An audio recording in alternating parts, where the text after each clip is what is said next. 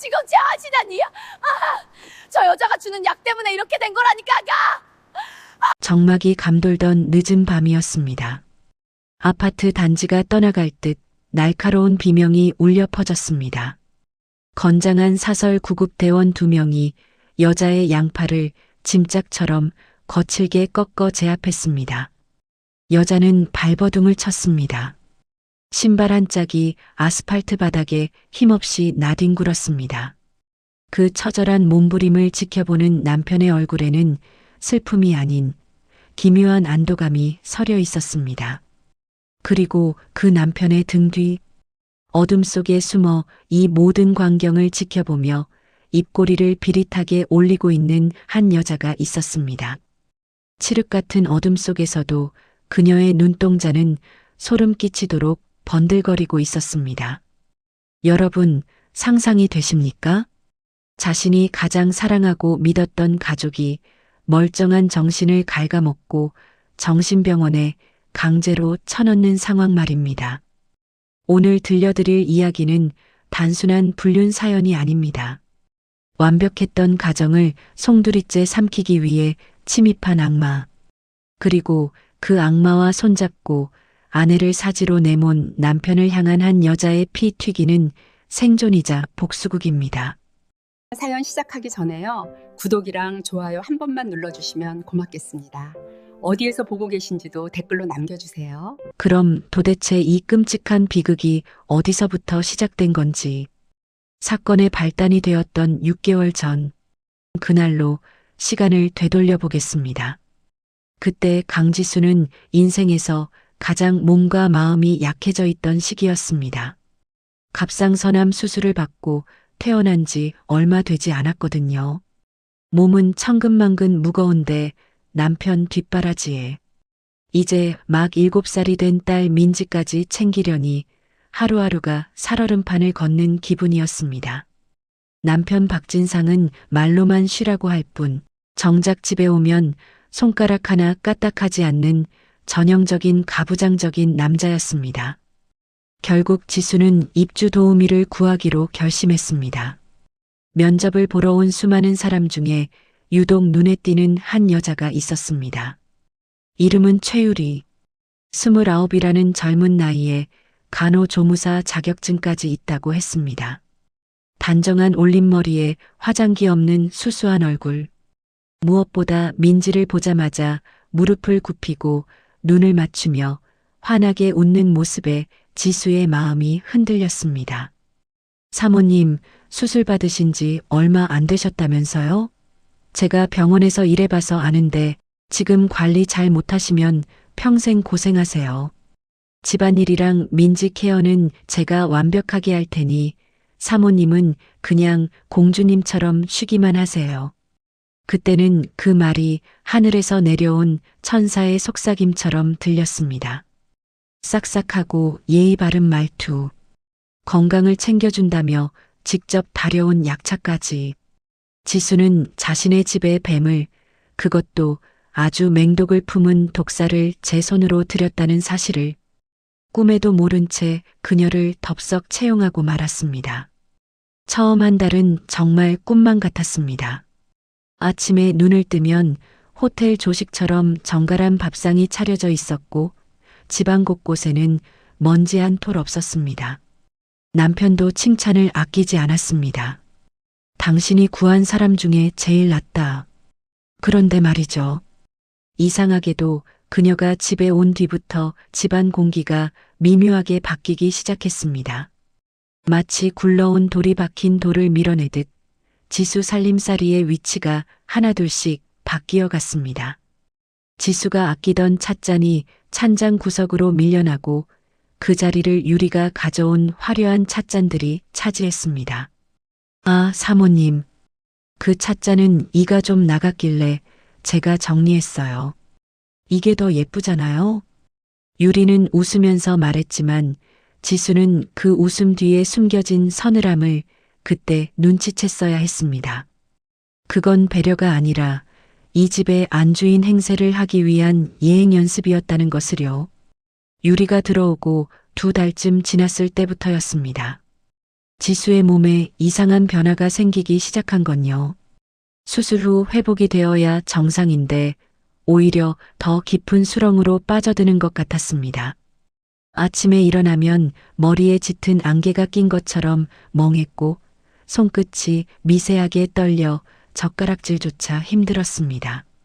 어느 날 저녁 식사 자리였습니다. 지수가 남편에게 국을 떠주려다 그만 손이 미끄러져 국그릇을 식탁에 엎고 말았습니다. 뜨거운 국물이 사방으로 튀었습니다. 남편은 벌떡 일어나 인상을 구겼습니다. 아우, 당신 진짜 왜 그래? 요즘 들어 자꾸 뭘 깨뜨리고 흘리고 정신을 어디다 두고 사는 거야? 남편의 짜증 섞인 목소리에 지수는 죄인처럼 고개를 숙였습니다. 그때 유리가 재빨리 행주를 들고 달려와 식탁을 닦으며 남편을 달랬습니다. 사장님, 사모님이 요즘 기력이 없으셔서 그래요. 너무 뭐라 하지 마세요. 제가 얼른 치울게요. 그러고는 지수를 부축해 소파에 앉히더니 걱정스러운 표정으로 약과 물을 건넸습니다. 사모님, 아까 제가 챙겨드린 영양제 또 안 드셨죠? 이거 꼭 챙겨 드셔야 기운이 난다니까요. 병원에서 특별히 구해온 좋은 약이에요. 지수는 그저 그녀가 고마워서 떨리는 손으로 그녀가 건네준 알록달록한 알약들을 입에 털어 넣었습니다. 그런데 이상하죠? 그 약을 먹고 나면 기운이 나는 게 아니라 마치 물 먹은 솜처럼 몸이 축 늘어지고 깊은 잠에 빠져들기 일쑤였습니다. 지수가 잠든 사이 거실에서는 남편과 유리의 웃음소리가 끊이지 않았습니다.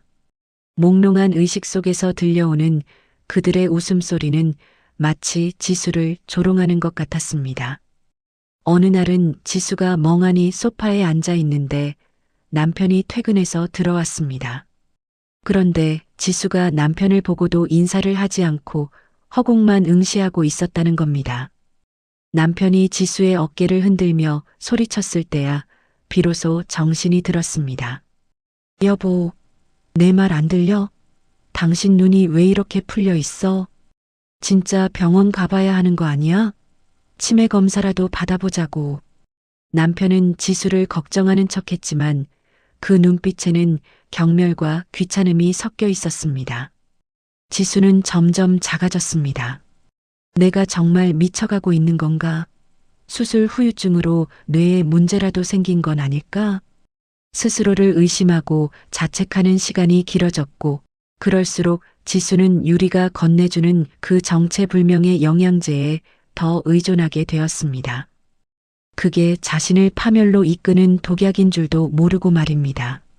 하지만 지수의 가슴을 가장 후벼 팠던 건 몸이 망가지는 것보다 딸 민지의 변화였습니다. 눈에 넣어도 안 아픈 내 새끼. 엄마라면 껌딱지처럼 달라붙던 민지가 지수를 피하기 시작했습니다. 어느 주말 오후였습니다. 오랜만에 정신이 좀 들어서 민지와 놀아주려고 아이 방으로 들어갔습니다. 민지는 침대에 엎드려 그림을 그리고 있었습니다. 지수가 다가가서 말을 건넸습니다. 우리 민지 뭐 그려? 엄마랑 같이 그릴까? 손을 뻗는 순간이었습니다. 민지가 화들짝 놀라며 뒤로 물러나더니 마치 괴물을 본 아이처럼 자지러지게 비명을 지르는 겁니다. 싫어. 오지 마. 엄마 저리 가. 지수는 너무 충격을 받아 그 자리에 얼어붙고 말았습니다. 민지야, 엄마야. 왜 그래? 지수가 다가가려 하자 민지는 때마침 방으로 들어온 유리 뒤로 헐레벌떡 숨어버렸습니다. 그리고 유리의 치맛자락을 꽉 붙잡고 덜덜 떨었습니다.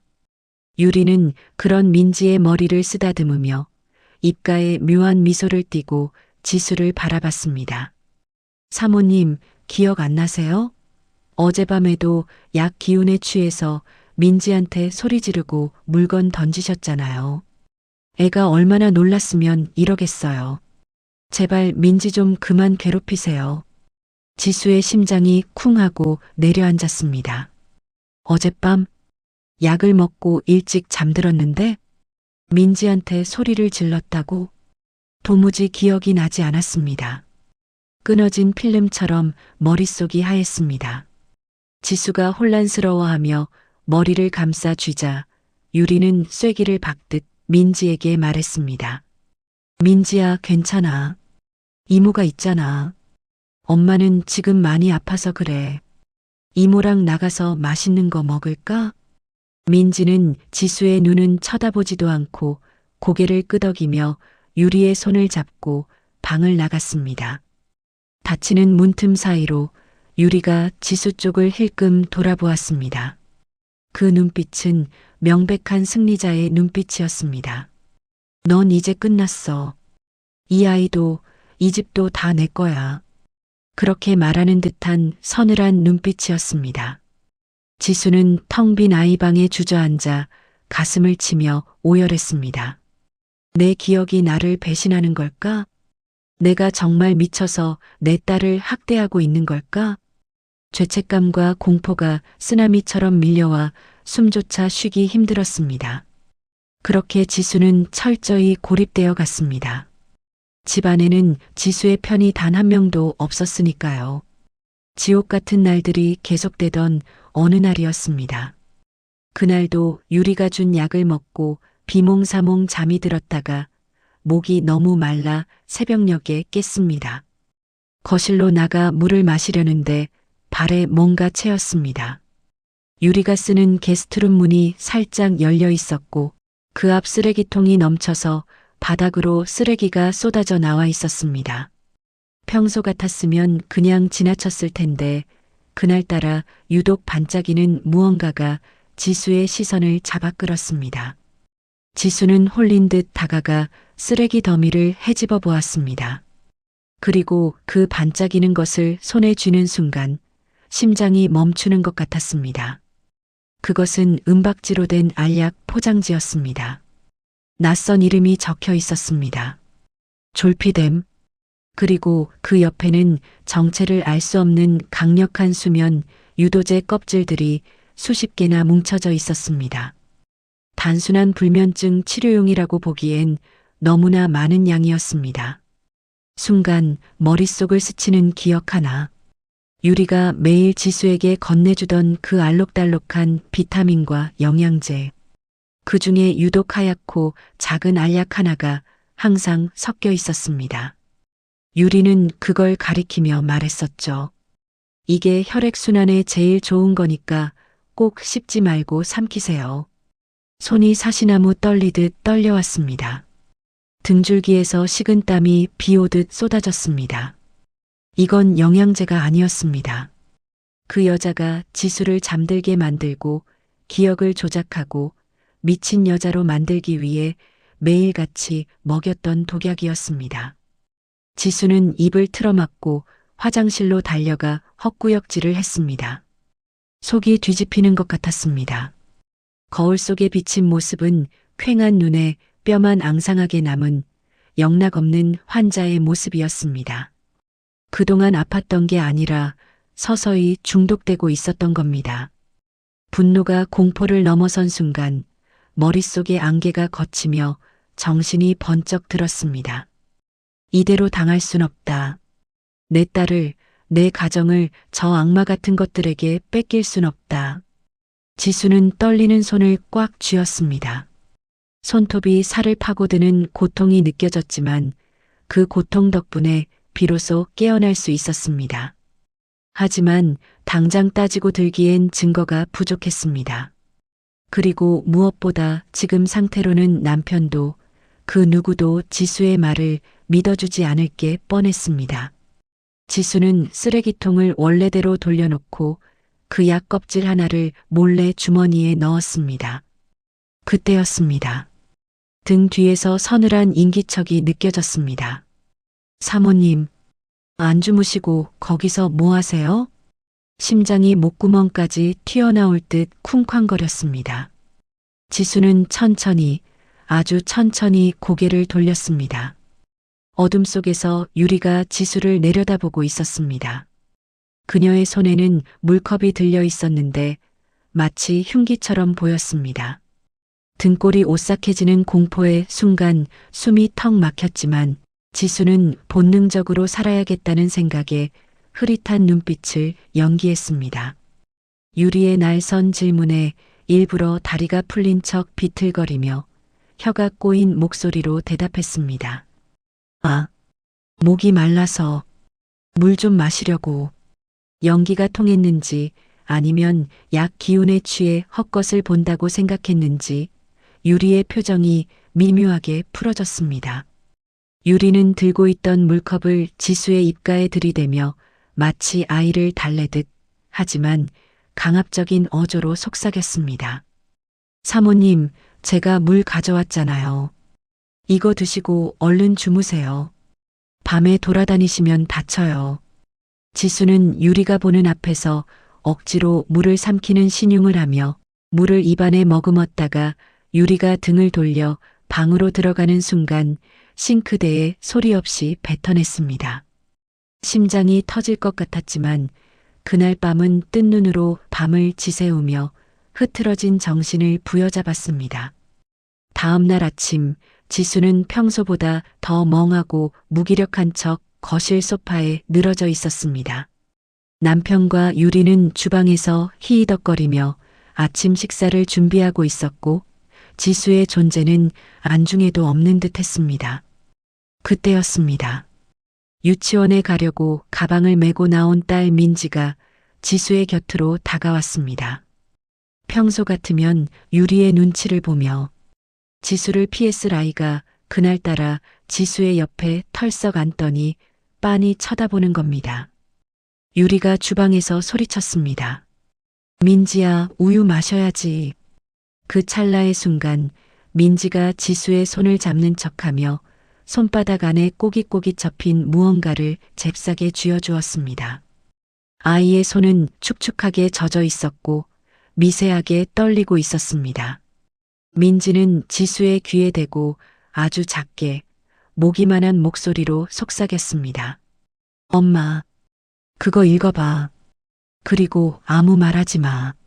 민지가 유치원 버스를 타러 나가자마자 지수는 화장실로 뛰어들어가 문을 잠갔습니다. 떨리는 손으로 아이가 준 쪽지를 펼쳤습니다.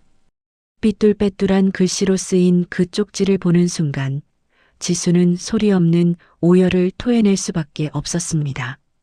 엄마, 저 아줌마가 주는 주스 마시지 마. 그리고 계속 아픈 척해. 내가 다 봤어. 아줌마가 엄마 밥에 가루 넣는 거, 아빠랑 뽀뽀하는 거. 나 엄마 안 미워해. 사랑해. 세상에. 7살짜리 아이가 그 어린 것이 살기 위해, 엄마를 지키기 위해 그 지옥 같은 상황을 다 지켜보면서 연기를 하고 있었던 겁니다. 세뇌당한 게 아니었습니다. 엄마가 정말 죽을까봐 자기가 아빠와 저 여자 편인 척해야 엄마를 살릴 수 있다고 믿었던 그 작은 가슴이 얼마나 타들어갔을까요? 지수는 화장실 바닥에 주저앉아 입을 틀어막고 짐승 같은 울음을 삼켰습니다. 그리고 다짐했습니다. 목숨을 바쳐서라도 저 악마들을 찢어 죽이고 내 딸을 지키겠다고 말입니다. 그날 밤 지수는 더욱더 철저하게 미친 척을 했습니다. 허공을 보고 웃거나 벽지와 대화를 나누는 신용을 했습니다. 남편과 유리는 그런 지수를 보며 비웃었습니다. 이제 갈 때까지 갔네. 안심한 듯 자기들끼리 안방으로 들어갔습니다. 새벽 2시 집안이 쥐 죽은 듯 고요해졌을 때 지수는 살금살금 민지의 방으로 들어갔습니다. 방문을 열자 자지 않고 기다리고 있었는지 이불 속에서 민지의 까만 눈동자가 반짝거렸습니다. 지수는 이불 속으로 들어가 민지를 품에 꼭 안았습니다. 아이의 따뜻한 체온이 느껴지자 참았던 눈물이 왈칵 쏟아졌습니다. 민지야, 엄마가 미안해. 엄마가 바보 같아서 우리 민지 마음 고생시켰어. 민지는 고사리 같은 손으로 지수의 눈물을 닦아주며 의젓하게 말했습니다. 엄마, 울지 마. 내가 다 알아봤는데 저 아줌마 나쁜 사람이야. 아빠가 없을 때 전화로 언니, 이번엔 진짜 크게 한탕할 수 있어라고 했어. 그리고 엄마 보험 증서 같은 거 찾아서 사진도 찍었어. 기가 막혔습니다. 7살 아이가 탐정보다 더 정확하게 그들의 일거수일투족을 감시하고 있었던 겁니다. 민지의 증언은 구체적이었습니다. 유리가 남편에게 지수년 요양병원에 처박고 나면 우리 괌으로 이민 가자고 졸랐던 일. 남편이 조금만 참아 정신감정서만 나오면 바로 보낼 수 있어라고 달랬던 일까지. 모녀는 좁은 이불 속에서 서로의 숨소리를 죽이며 작전회의를 시작했습니다. 지수는 민지의 손을 잡고 단호하게 말했습니다. 민지야, 이제부터 우린 스파이야. 엄마는 계속 아픈 척 할 거고 민지는 계속 이모 좋아하는 척해. 절대 들키면 안 돼. 알았지? 민지는 비장한 표정으로 고개를 끄덕였습니다. 응, 나 연기 잘해. 유치원 학예회에서도 주인공 했어. 엄마, 근데 아빠는? 아빠도 나쁜 사람이야? 아이의 그 질문에 가슴이 무너져 내렸지만 지수는 냉정해져야 했습니다. 민지야, 지금 아빠는 아빠가 아니야. 괴물한테 홀린 거야. 우리가 괴물을 물리쳐야 아빠도 돌아올 수 있어. 물론 거짓말이었습니다. 그 인간은 돌아올 가치도 없는 쓰레기였으니까요. 그렇게 모녀의 은밀하고 위대한 동맹은 시작되었습니다. 어둠 속에서 맞잡은 두 손은 그 어떤 무기보다 강력하고 단단했습니다. 다음 날부터 지수의 메소드 연기가 시작되었습니다. 아침 식사 자리, 지수는 숟가락을 거꾸로 쥐고 국을 떠먹으려 하며 흘렸습니다.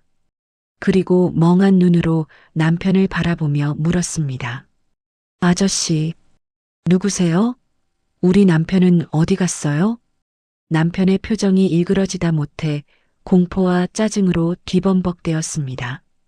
남편은 숟가락을 탁 내려놓으며 소리쳤습니다. 아, 진짜. 밥맛 떨어지게 왜 이래? 나야 박진상. 당신 남편. 지수는 놀란 토끼 눈을 하며 유리를 쳐다봤습니다. 언니, 저 아저씨가 자꾸 나한테 화내요. 무서워요. 유리는 입꼬리를 실룩거리며 웃음을 참는 듯 했습니다.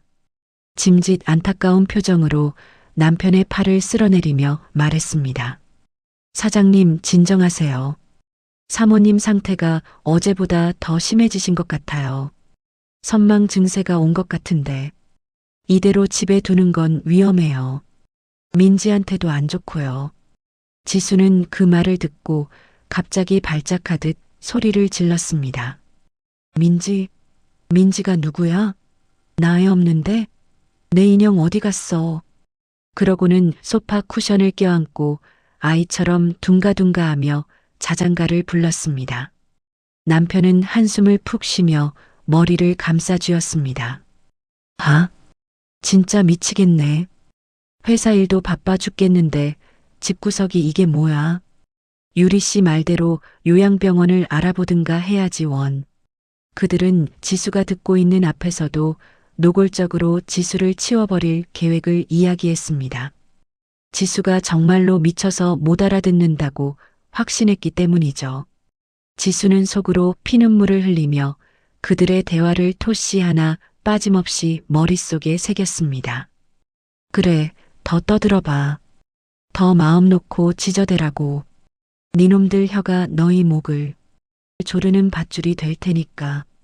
저녁에는 더 과감하게 나갔습니다. 일부러 바지에 소변을 본 척 물을 묻히고 거실을 돌아다녔습니다. 남편은 질색을 하며 지수를 밀쳐냈고 유리는 말했습니다. 어머, 사모님 냄새나요. 씻겨드려야겠네. 유리는 지수를 욕실로 끌고 갔습니다. 욕실에서 유리는 거칠게 지수의 옷을 벗기며 차가운 물을 뿌려댔습니다. 아유, 곱게 자란 사모님이 어쩌다 이 꼴이 되셨을까? 그러니까 남편 관리 좀 잘하지 그러셨어요. 유리에 조롱 섞인 혼잣말. 차가운 물줄기보다 더 시리게 가슴에 박혔지만 지수는 멍청한 표정으로 희죽희죽 웃어주었습니다. 지금의 굴욕은 훗날의 복수를 위한 걸음이 될 테니까요. 하지만 연기만으로는 부족했습니다. 법정에서 그리고 세상 사람들 앞에서 이들의 추악한 민낯을 까발리기 위해서는 결정적인 물증이 필요했습니다. 다행히 지수가 정신이 온전할 때 몰래 숨겨두었던 비상금 카드가 있었습니다. 유리가 장을 보러 나간 사이 지수는 퀵서비스를 이용해 초소형 카메라와 고성능 녹음기를 주문했습니다. 물건은 아파트 경비실이 아니라 1층 화단 구석의 에어컨 실외기 뒤에 두라고 요청했습니다. 문제는 이걸 어떻게 집안에 설치하느냐는 것이었습니다. 집안 곳곳을 유리가 독수리 눈으로 감시하고 있었으니까요. 그때 민지의 아이디어가 빛을 발했습니다. 엄마, 내 곰돌이.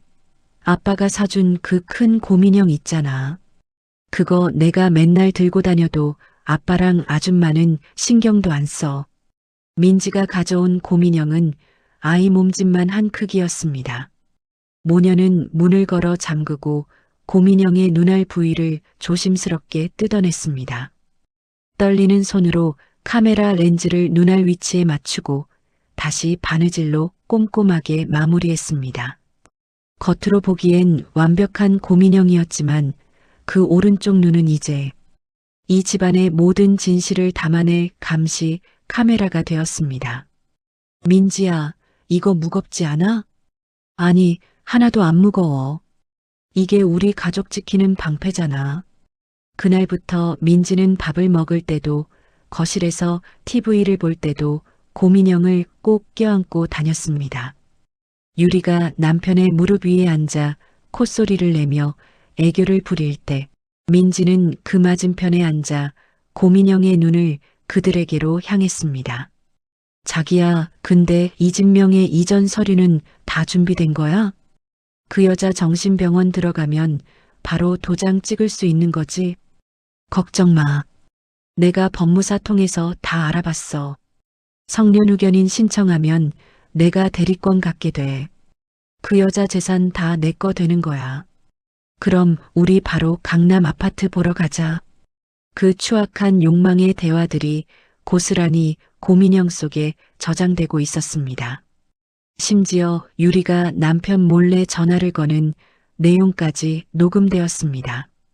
오빠, 나 이번에 한 건 크게 해. 빚 다 갚을 수 있어. 제3의 내연남 혹은 사채업자와 통화하는 내용이었습니다.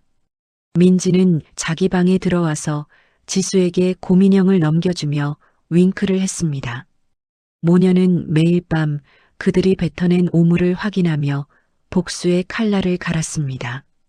집안에서의 증거는 차곡차곡 모이고 있었지만 외부의 조력이 절실했습니다. 이들을 법적으로 완벽하게 매장시키기 위해서는 경찰의 힘이 필요했으니까요. 지수에게는 친오빠가 하나 있었습니다. 하지만 남편과의 결혼을 극심하게 반대했던 오빠와는 의절하다시피 연락을 끊고 산 지 5년이 넘은 상태였습니다. 오빠가 나를 도와줄까? 멍청하게 남자 하나 잘못 만나서 이 꼴이 된 나를 비웃지는 않을까? 두려움이 앞섰지만 선택의 여지가 없었습니다. 지수는 유리가 낮잠을 자는 틈을 타 화장실에서 물을 틀어놓고 오빠에게 전화를 걸었습니다. 신호음이 가는 그 짧은 시간이 영겁처럼 느껴졌습니다. 여보세요?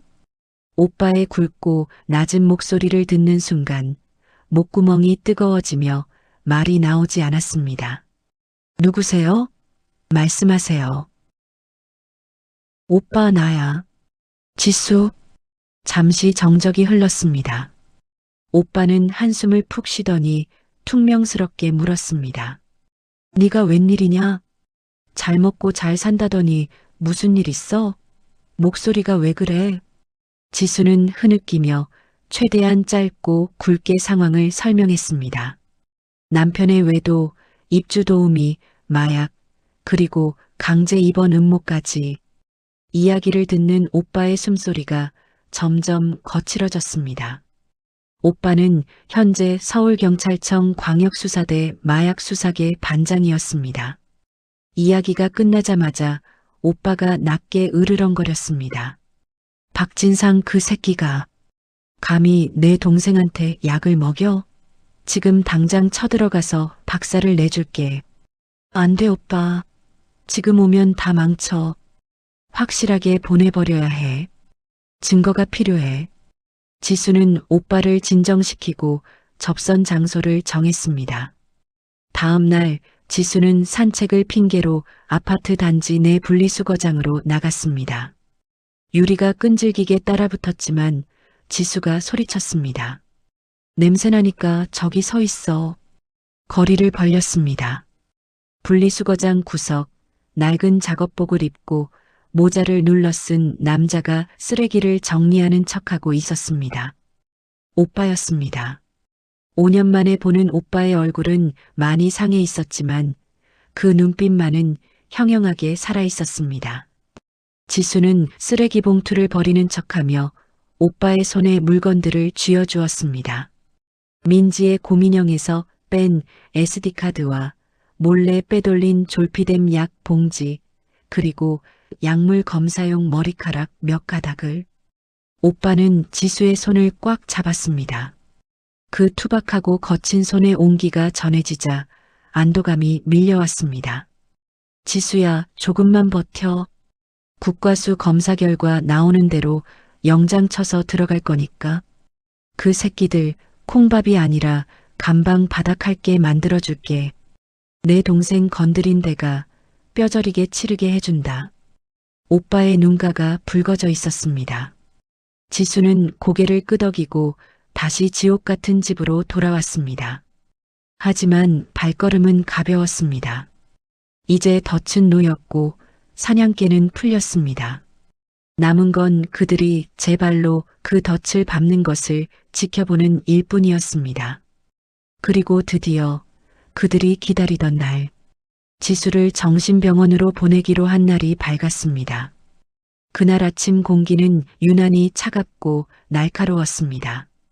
남편은 아침부터 부산스럽게 움직이며 평소에는 하지도 않던 넥타이 핀까지 챙겨 꽂았습니다. 거울을 보며 콧노래를 흥얼거리는 그 뒷모습이 어찌나 가증스럽던지 당장이라도 등 뒤로 달려가 목을 조르고 싶었지만 지수는 꾹 참았습니다. 유리는 지수의 방에 들어와 짐을 챙기기 시작했습니다. 하지만 그건 병원에 가져갈 짐이 아니었습니다. 어머, 사모님. 이 옷은 이제 안 입으시죠? 병원복 입으면 되니까. 이건 제가 수거함에 버려드릴게요. 유리는 지수가 아끼던 명품 코트며 가방들을 커다란 쓰레기 봉투에 담는 척하며 구석에 따로 빼놓았습니다. 뻔했죠. 지수가 사라지면 자기 것으로 만들 속셈이었습니다. 지수는 멍한 눈으로 침대에 걸터 앉아 그 꼴을 지켜보며 속으로 카운트다운을 세고 있었습니다. 그래, 다 가져가 봐라. 그게 네 수위가 될 테니까. 점심때가 지나자 현관 초인종 소리가 정막을 깨트렸습니다. 인터폰 화면에는 건장한 남자 2명이 서 있었습니다. 사설 구급대원들이었습니다. 남편은 짐짓 비통한 표정을 지으며 문을 열어주었습니다. 아이고, 오셨습니까? 제 아내가 상태가 많이 안 좋습니다. 최대한 조용히 좀 부탁드립니다. 대원들이 거칠게 신발을 신고 거실로 들어왔습니다. 그들의 손에는 억세 보이는 포박용 끈과 진정제가 든 주사기가 들려 있었습니다. 그 위압적인 모습에 지수는 본능적으로 몸을 움츠렸습니다. 연기가 아니라 진짜 공포가 엄습해 왔습니다. 혹시라도 오빠의 계획이 틀어지면 어떡하나. 내가 진짜 저들에게 끌려가서 영영 못 돌아오면 어떡하나 하는 불안감이 스쳤습니다. 사모님, 저희랑 같이 가시죠. 병원에 가서 푹 쉬시면 됩니다. 대원 한 명이 지수의 팔을 낚아채듯 잡았습니다. 그 악력에 팔이 부러질 듯 아팠습니다. 지수는 비명을 지르며 발버둥 쳤습니다. 싫어. 안 가. 나 안 미쳤어. 여보, 왜 그래? 나한테 왜 이러는 거야? 바닥을 뒹굴며 저항하는 지수를 남편은 차갑게 내려다보았습니다. 그리고 유리와 눈빛을 교환했습니다. 이제 끝났다는 신호였습니다. 그때 지수의 방문이 벌컥 열리며 민지가 튀어나왔습니다. 민지는 울면서 지수의 다리를 붙잡고 매달렸습니다. 엄마 데려가지 마세요. 우리 엄마 안 아파요. 아빠, 엄마 보내지 마. 민지의 울음소리에 가슴이 찢어지는 것 같았습니다. 하지만 지수는 민지의 눈을 보며 눈빛으로 말했습니다. 민지야, 계획대로 해. 알지? 민지는 지수의 눈빛을 읽었는지 더 크게 소리내어 울며 대원들을 때리는 신용을 했습니다. 남편이 짜증스러운 얼굴로 민지를 떼어내 유리에게 넘겼습니다. 유리 씨, 애 방으로 데려가.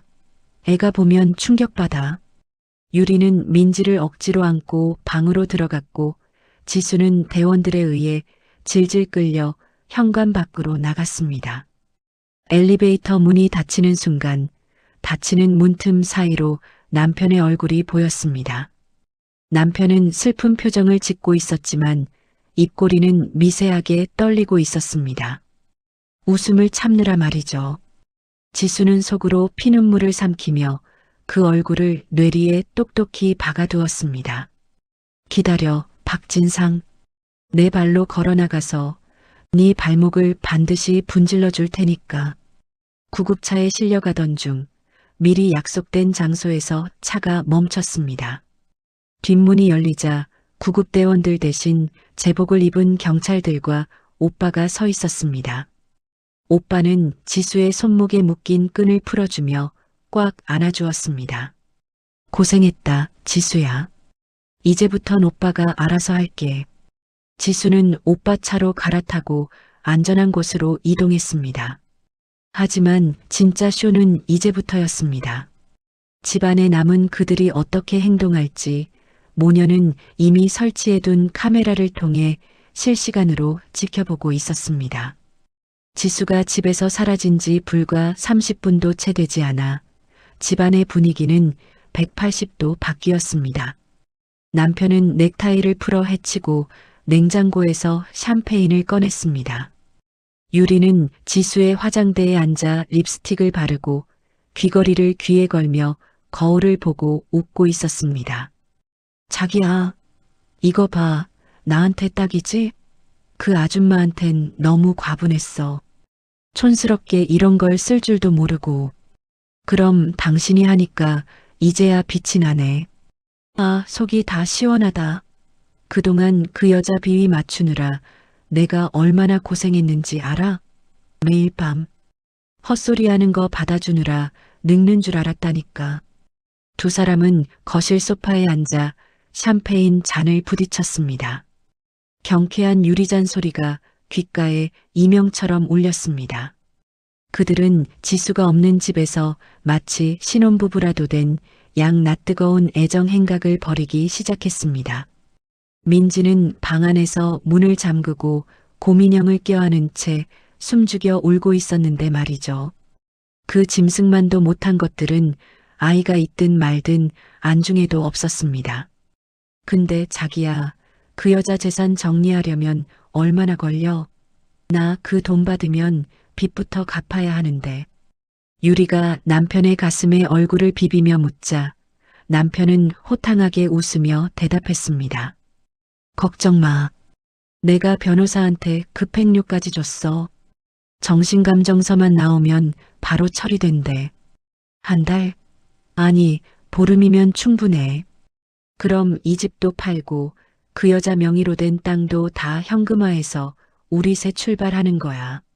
화면 너머로 그들의 대화를 듣고 있던 오빠의 주먹이 부들부들 떨렸습니다. 옆에 있던 후배 형사가 물었습니다. 반장님, 지금 들어갈까요?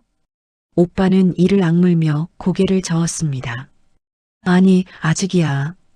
저것들이 더 확실하게 샴페인을 터뜨릴 때 가장 행복해하는 그 순간에 지옥으로 떨어뜨려야 해. 저녁이 되자 그들은 배달 음식을 잔뜩 시켜놓고 파티를 벌였습니다. 족발이며 피자며 상다리가 부러지게 차려놓고 깔깔거리는 꼴을 보자니 지난 6개월간 겪은 고통이 생각나 구역질이 올라왔습니다. 그때 초인종이 울렸습니다. 딩동, 딩동. 남편이 입가에 묻은 양념을 닦으며 인터폰을 확인했습니다. 누구세요? 택배입니다. 착불 택배요. 남편은 의아해하며 문을 열었습니다. 택배? 시킨 거 없는데. 현관문이 열리고 남편의 표정이 순식간에 굳어지는 장면이 카메라에 잡혔습니다. 문 밖에는 택배 기사가 아니라 정복을 입은 경찰 5명과 오빠 그리고 지수가 서 있었으니까요. 남편은 유령이라도 본 사람처럼 뒷걸음질 쳤습니다. 손에 들고 있던 족발 뼈다귀가 바닥으로 툭 떨어졌습니다. 지수야? 네가 왜 여기 있어? 병원에. 지수는 아무 말 없이 집 안으로 성큼성큼 걸어 들어갔습니다. 뒤이어 경찰들이 구둣발로 거실을 점령했습니다. 소파에 누워 콧노래를 부르던 유리가 벌떡 일어나며 소리를 질렀습니다. 뭐야? 당신들 누구야? 여기 남의 집에 함부로 들어와도 돼요? 신고할 거야. 오빠가 비웃음을 날리며 품에서 종이 뭉치를 꺼내 유리 얼굴 앞에 들이밀었습니다. 신고? 아이고, 우리가 신고받고 온 사람들인데 누굴 신고해? 여기 당신들 체포영장이다. 특수상해, 마약류 관리법 위반, 사기, 그리고 아동학대 혐의까지. 아주 종합선물 세트네. 유리의 얼굴이 백지장처럼 하얗게 질렸습니다.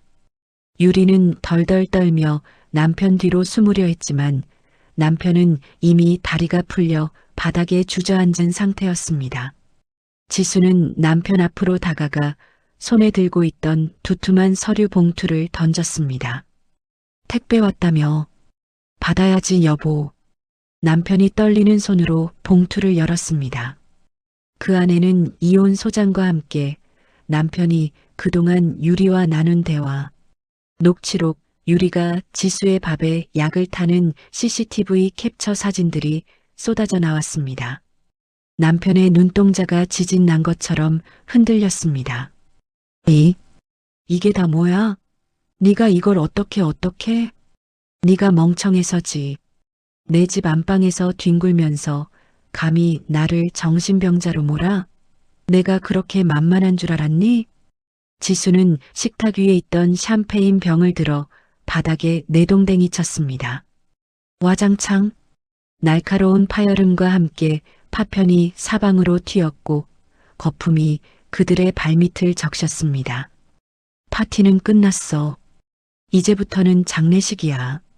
너희 인생 장례식. 그때 유리가 갑자기 표정을 바꾸더니 지수에게 무릎을 꿇고 빌기 시작했습니다. 사모님, 오해세요. 저는 시키는 대로 했을 뿐이에요. 사장님이 다 시킨 거라고요. 약도 사장님이 구해오라고 했고 저는 그냥. 남편이 펄쩍 뛰며 유리의 머리채를 잡았습니다. 야, 이 미친년아. 네가 먼저 꼬셨잖아. 네가 약 먹이면 재산 반띵 해준다고 꼬셔놓고 이제 와서 나한테 뒤집어 씌워? 이거 나. 이 늙은 아저씨가 어디서 손을 대? 너 돈도 없잖아. 나 빚 갚아야 한다고. 서로 사랑한다며 죽고 못 살던 두 남녀가 위기가 닥치자마자 서로의 목을 물어뜯는 아기가 되어버린 겁니다. 그 추잡한 꼴을 경찰들이 팔짱을 끼고 구경하고 있었습니다. 지수는 그 광경을 차갑게 내려다보며 말했습니다. 아직 멀었어. 너희들의 추태, 여기서 끝이 아니야. 지수는 주머니에서 핸드폰을 꺼냈습니다. 그리고 뒤에 서 있던 친구, 50만 구독자를 가진 시사 유튜버 김 기자에게 신호를 보냈습니다. 김 기자는 이미 현관에 들어올 때부터 핸드폰으로 라이브 방송을 켜놓고 있었습니다. 자, 여러분. 지금 보시는 이 현장이 바로 멀쩡한 아내를 마약으로 중독시켜 정신병원에 보내려 했던 인간 말종들의 실체입니다. 현재 시청자 수 3만 명 돌파했네요. 남편과 유리는 카메라를 보자마자 기겁을 하며 얼굴을 가렸습니다. 지금 뭐 하는 거야? 카메라 꺼. 이거 초상권 침해야. 고소할 거야. 남편이 악을 쓰며 달려들려 했지만 옆에 있던 오빠가 남편의 팔을 꺾어 제압했습니다. 초상권? 범죄자 새끼가 무슨 인권 타령이야. 국민 알 권리가 더 중요해, 임마. 지수는 핸드폰 화면을 그들의 눈앞에 들이밀었습니다. 채팅창은 그야말로 폭발하고 있었습니다. 와, 사람이냐? 진짜 악마가 따로 없네. 저 남자 얼굴 박제해라. 저런 놈은 사회에 발도 못 붙이게 해야 함. 상간녀 뻔뻔한 거 봐라. 남 탓하는 거 소름 돋네. 아내분 힘내세요. 정의 구현 가즈아. 수천 개의 비난 댓글들이 폭포수처럼 쏟아져 내렸습니다. 남편은 털썩 주저앉아 넋이 나간 표정으로 중얼거렸습니다. 네. 내 인생. 회사 알면 나 끝장인데. 회사? 걱정 마. 벌써 회사 게시판이랑 단톡방에도 이 링크 다 뿌렸으니까. 아마 내일 출근하면 네 책상 없을걸? 아, 참. 경찰서 가느라 출근도 못하겠구나. 지수는 비수 같은 말을 꽂으며 유리를 쳐다봤습니다. 유리는 머리카락으로 얼굴을 가린 채 바들바들 떨고 있었습니다. 그리고 너 최유리, 너 간호조무사 자격증도 위조라며? 전과 조회해보니까 사기죄로 집행유예 기간이던데? 이번엔 아주 푹 썩다 나오겠네. 간방 가면 콩밥 많이 먹어. 영양제 챙겨줄 사람도 없을 테니까. 유리는 비명 같은 괴성을 지르며 바닥을 쳤습니다. 그들의 사회적 지위, 명예, 그리고 알량한 자존심까지 전 국민 앞에서 발가벗겨지는 순간이었습니다. 하지만 아직 가장 중요한 증인이 남아 있었습니다. 소란스러운 거실 한쪽, 닫혀있던 방문이 조용히 열렸습니다. 민지였습니다. 품에는 여전히 그 곰인형을 꼭 껴안고 있었습니다. 아이의 등장에 거실에 있던 모든 사람의 시선이 집중되었습니다. 남편은 지푸라기라도 잡는 심정으로 민지를 불렀습니다. 민지야, 아빠야, 아빠가 잘못한 거 아니야. 저 아줌마가 나쁜 사람이고 아빠는 피해자야. 민지는 알지? 아빠가 민지 얼마나 사랑하는지 알지? 정말 끝까지 비겁했습니다. 7살짜리 딸을 방패막이로 삼으려는 그 모습에 지수는 치가 떨렸습니다. 하지만 민지는 더 이상 겁쟁이가 아니었습니다. 민지는 또벅또벅 걸어 나와 남편 앞에 섰습니다. 그리고 아주 차가운 눈으로 남편을 올려다보았습니다. 아빠, 거짓말쟁이. 뭐? 민지는 고민형의 등을 꾹 눌렀습니다. 그러자 인형 속에 숨겨둔 녹음기에서 남편의 목소리가 흘러나왔습니다. 야, 민지 저거 눈치 빠르지 않아? 혹시 엄마한테 꼰지르면 어떡해? 걱정 마. 애들은 사탕 하나 주면 다 까먹어. 정 거슬리면 유학 보내버리면 돼. 걸리적거리는 것들 다 치워버리자고. 자신의 목소리가 거실에 울려 퍼지자 남편의 얼굴은 흑빛이 되었습니다. 민지는 녹음기를 끄고 떨리지만 단호한 목소리로 말했습니다. 아빠가 그랬잖아. 나 유학 보내버린다고. 그리고 아줌마랑 뽀뽀하면서 지수년 빨리 죽었으면 좋겠다고 했잖아. 나 다 들었어. 아빠는 아빠도 아니야. 괴물이야. 아이의 입에서 나온 괴물이라는 단어. 그것은 그 어떤 판사의 선고보다 더 무겁고 끔찍한 형벌이었습니다. 남편은 아무 말도 하지 못하고 고개를 떨구었습니다. 민지는 지수의 품으로 달려와 안겼고 지수는 아이를 꽉 끌어안으며 남편을 노려보았습니다. 들었지? 네 딸이 널 괴물이라잖아. 넌 이제 아빠 자격도 남편 자격도 아니 인간 자격도 없어. 평생 그 말 가슴에 박고 지옥 속에서 살아. 경찰들이 남편과 유리의 손목에 수갑을 채웠습니다. 철커덕. 차가운 금속음이 거실의 공기를 갈랐습니다. 두 사람은 짐승처럼 끌려나갔고 그들의 뒤통수에 대고 카메라 플래시가 쉴 새 없이 터졌습니다. 집안에는 이제 쓰레기들이 치워지고 지수와 민지 그리고 그들을 도와준 사람들만이 남았습니다. 하지만 이건 끝이 아니라 시작이었습니다. 그들에게 법의 심판 그리고 현실적인 돈의 심판을 내리는 과정이 남아 있었으니까요. 지수는 눈물을 닦고 민지의 손을 잡았습니다. 이제부터가 진짜 복수의 완성이었습니다. 그렇게 두 사람이 연행되어 간 곳은 경찰서 취조실이었습니다. 오빠는 지수에게 말했습니다. 직접 볼 필요 없다. 하지만 지수는 그들의 최후를 똑똑히 지켜봐야만 했습니다. 그래야 아내 응어리가 조금이나마 풀릴 것 같았거든요. 취조실 유리창 너머로 보이는 그들의 꼴은 그야말로 가관이었습니다. 수갑을 찬 채 나란히 앉아있는 남편과 유리. 방금 전까지 자기야 여보하며 꿀 떨어지던 사이는 온데간데였고 서로를 잡아먹을 듯 노려보고 있었습니다. 형사가 책상을 내리치며 신문을 시작하자마자 진흙탕 싸움이 시작되었습니다. 박진상 씨, 본인이 최유리 씨에게 졸피뎀을 구해오라고 지시한 거 맞습니까? 아닙니다. 절대 아닙니다. 저는 맹세코 모르는 일입니다. 다 저 여자가 꾸민 짓이에요. 저 여자가 간호조무사 출신이라 약을 잘 안다면서 아내를 좀 재우면 편해질 거라고 꼬셨단 말입니다.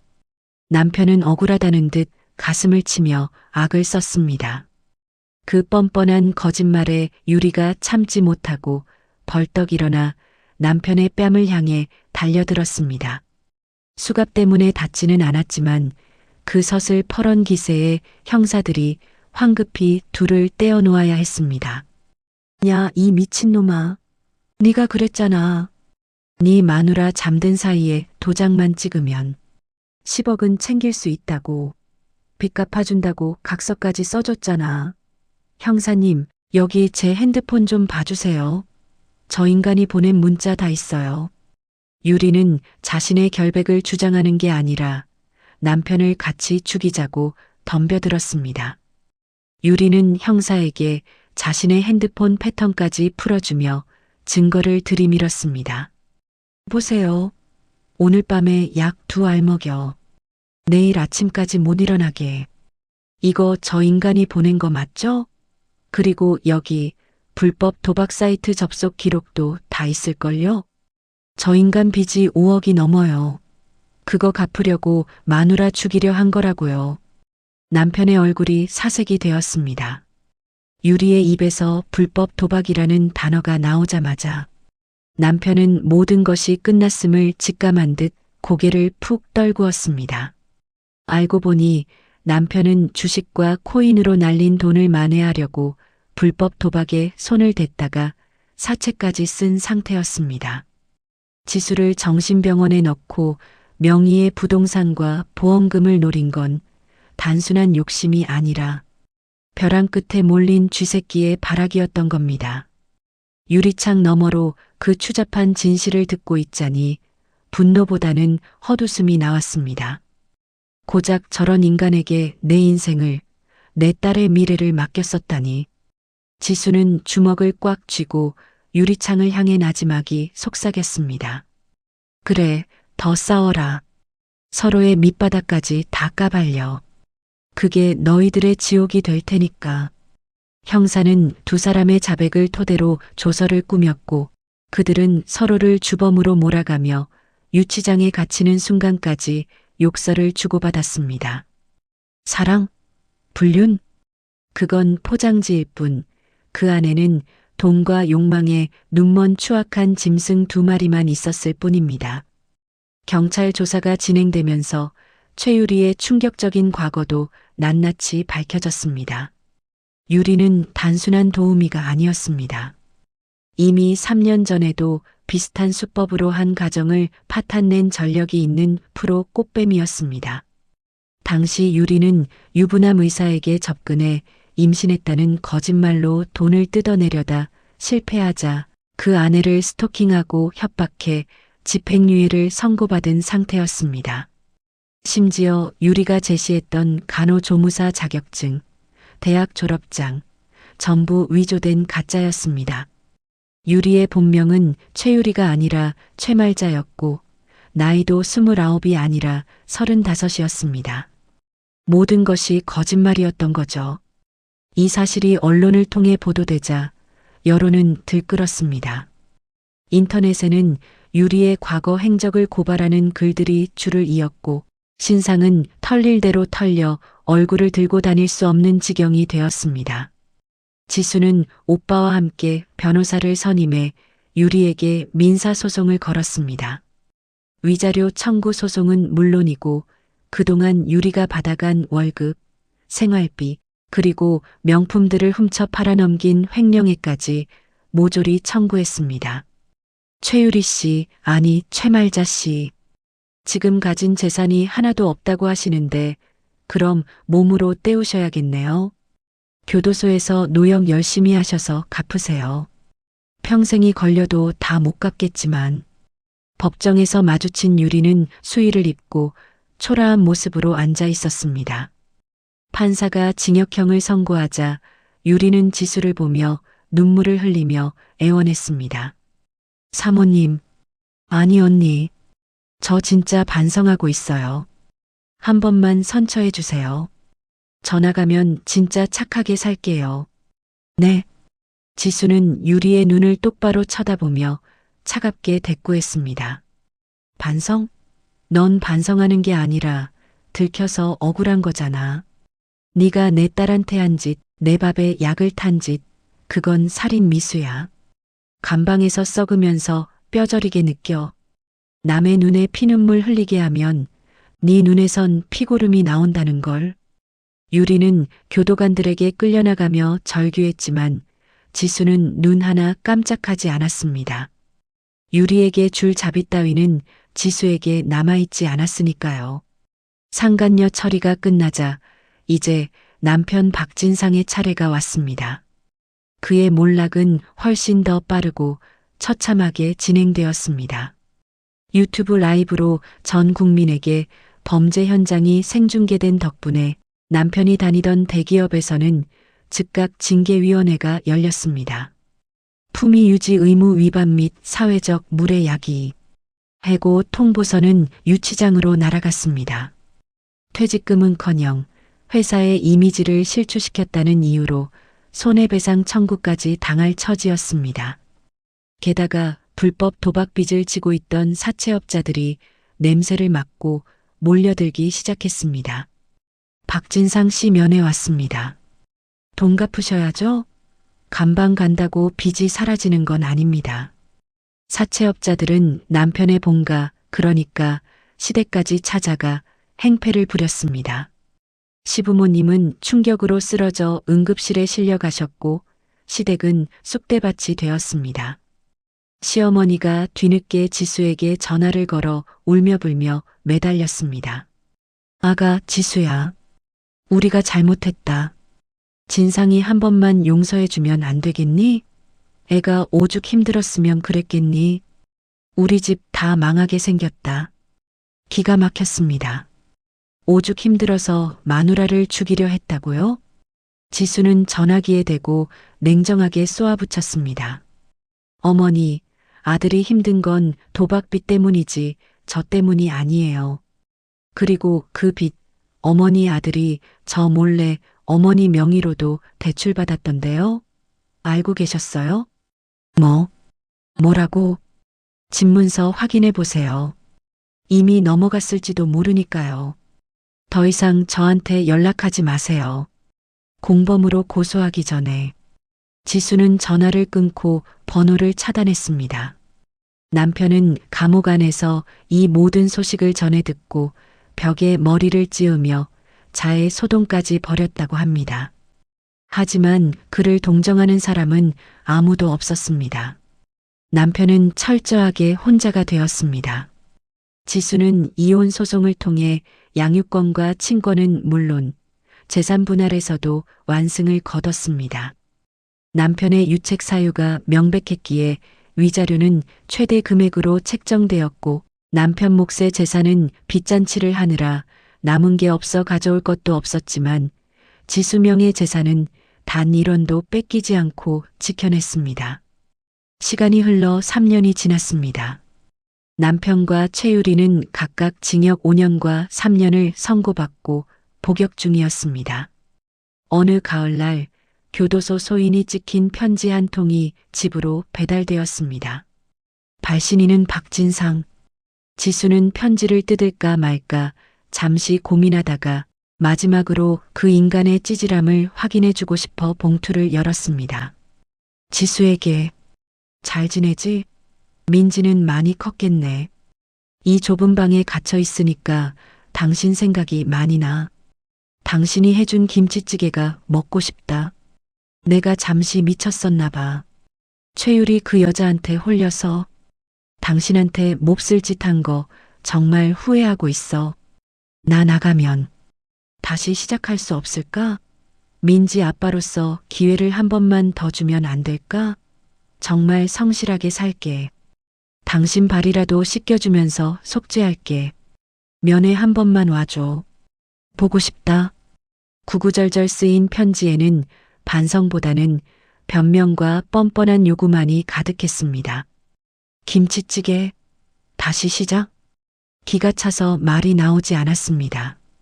아직도 상황 파악을 못하고 지수를 호구로 보는 게 분명했습니다. 지수는 주방으로 가서 믹서기를 꺼냈습니다. 그리고 그 편지를 갈기갈기 찢어 믹서기 안에 넣었습니다. 물을 조금 붓고 버튼을 눌렀습니다. 날카로운 날이 돌아가는 소리가 거침없이 울려 퍼졌습니다. 믹서기 칼날이 돌아가며 남편의 편지는 형체도 알아볼 수 없는 펄프 덩어리가 되었습니다. 마치 그 인간의 인생처럼 말이죠. 지수는 그 걸쭉해진 종이 반죽을 변기에 붓고 시원하게 물을 내렸습니다. 물이 내려가는 소리가 그렇게 상쾌할 수가 없었습니다. 이것으로 지수의 인생에서 박진상이라는 오물은 완벽하게 씻겨 내려갔습니다. 답장은 없습니다. 그게 지수의 대답입니다. 모든 폭풍이 지나간 후 지수와 민지는 새로운 보금자리로 이사했습니다. 햇살이 잘 드는 남양집. 베란다에는 민지가 좋아하는 화분들이 가득합니다. 민지는 이제 초등학교 3학년이 되었습니다. 그 당시의 충격 때문에 한동안 악몽을 꾸기도 했지만 꾸준한 심리 치료와 지수의 노력 덕분에 이제는 밝고 건강한 모습을 되찾았습니다. 오늘 아침 민지가 학교에 가면서 지수의 볼에 뽀뽀를 쪽 해주었습니다. 엄마, 다녀오겠습니다. 오늘 학교 끝나고 떡볶이 먹으러 가자. 그래, 엄마가 제일 맛있는 집 알아놨어. 이따 봐. 아이의 뒷모습을 보는데 코끝이 찡해졌습니다. 만약 그때 민지가 쪽지를 주지 않았다면, 모녀가 서로를 믿지 못했다면 지금의 이 평범한 행복은 없었겠죠. 그 끔찍했던 사건은 모녀에게 씻을 수 없는 상처를 남겼지만 역설적이게도 그 상처가 아물면서 모녀는 세상 그 누구보다 단단한 원팀이 되었습니다. 지수는 거실 한쪽에 놓인 가족 사진을 바라보았습니다.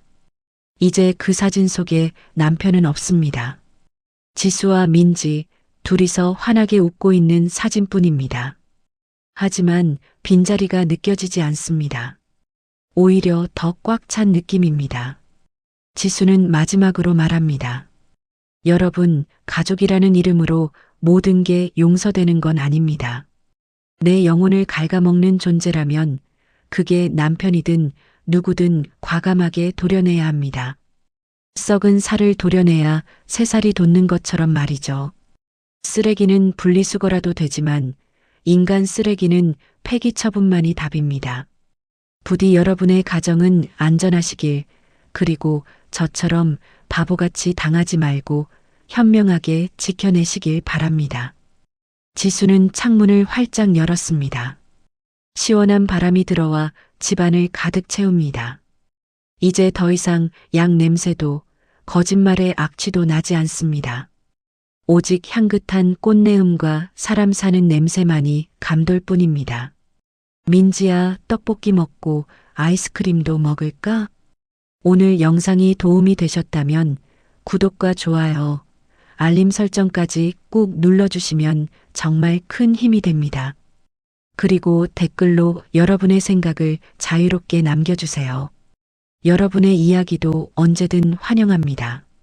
다음 영상에서는 더 흥미진진한 사연으로 찾아뵙겠습니다.